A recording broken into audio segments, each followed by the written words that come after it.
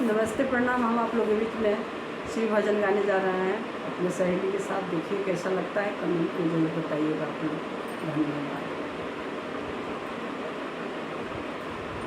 अरे माई कथिया चढ़ल शिवा शंकर आईनी, कथिया चढ़ल गणेश।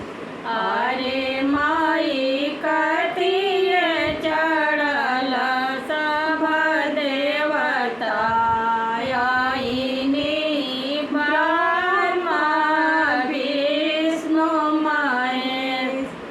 अरे माई बासह चढ़ल शिव शंकर आईनी, चूहवे चढ़ल गणेश।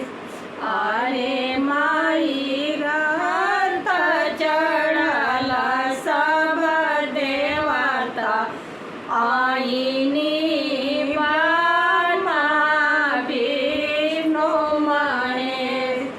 अरे माई गावा बैठब शिव शंकर जी के,